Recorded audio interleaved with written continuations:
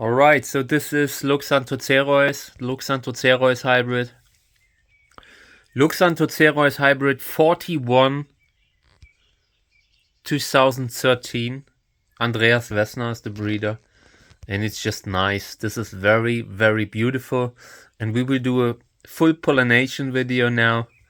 And yeah, I need to find all my equipment again. It's always somewhere else. But let's have a look. So at first I need a tripod. Mika's keeping an eye out for the squirrel again. I really hope it shows up again.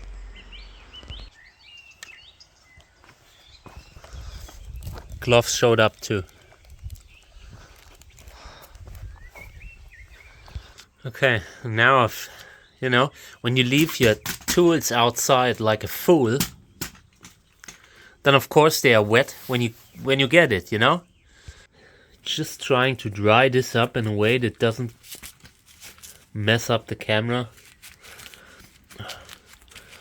I always need to bring my tools back inside again in the evening. Okay. Here we are. Just wanted to show you the flower one more time before I'm starting to mess around on it. Should probably take a few more photos now too. Just to make sure that I have it from all angles. This is such a beautiful flower. I wanted to show you the body of this hybrid a little bit closer. Let's zoom in. Very interesting spines with these ridges above the areoles.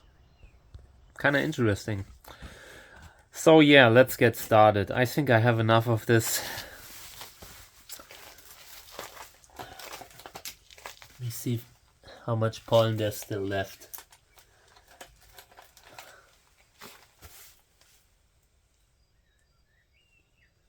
Well, there is some. This is nice. Okay. This will be enough for Lobivia winteriana crosses again later. This is nice. Okay. Now I have a little bit of pollen on the brush already. And yeah, there you see it.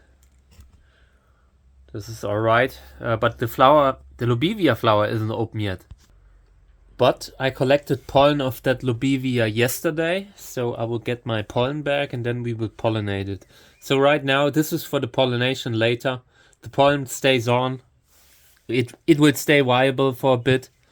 Because now when we do pollination, the pollen is, you get pretty close with the pollen of the pollen donor to the actual pollen of this plant, so it could mix up. Best to collect pollen first, and then collect pollen first, then do the pollination. The moment you pollinate there, you have the other pollen all over there, and if you bag it up, it could cause accidental pollination later on. Okay, so let me just I will try to find the bag of pollen that I put aside yesterday. Okay, so I'm back. Here's my little pollen bag. This is Lobivia winteriana pollen from yesterday. And it will just be enough to successfully pollinate it. Maybe a little bit over. Have a little bit left afterwards for another flower that opens up. So check out how much pollen I have on the brush. So now we will do this carefully, but with purpose. Don't be too gentle. They need a little bit of tough love too sometimes. Gotta be careful here with the flower. They are easily bent. This could already be visible long term. Sometimes they correct, sometimes they do not.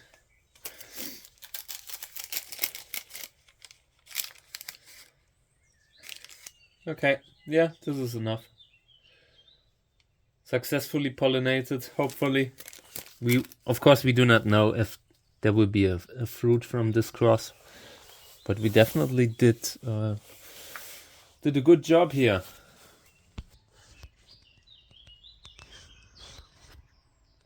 I do not have a lot of Loxanthocereus plants anymore.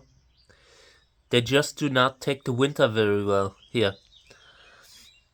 I've had a few larger plants, and every winter they look so bad that I might have to, I would continue breeding with multi-hybrids like this one. And even this one comes out of winter pretty poorly most of the time. You can see that the body has discolorations. The reason could be that it's a genetical problem from being a white multi-hybrid between Loxanthocereus and Echinopsis. But yeah, even just from the temperature, this could be problematic in winter. Okay, now I would love to put a label on this thing. It's just that I seem to have forgotten the labels inside.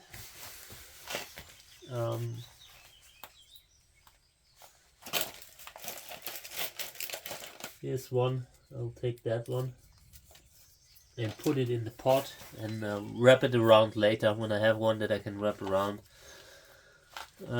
So, what do we write here? The father for this Loxanthocereus, Loxanthinopsis hybrid is Lobivia winteriana. I have problems with handwriting, so I'm not sure if no, this doesn't work. I gotta write it first and then I can show you. The muscle problems also affect the writing sometimes. Winteriana. Date, something in May. 4th, 5th. I'm not sure. I live without date. May. I just write May 5th. Should be alright. Yeah. Okay.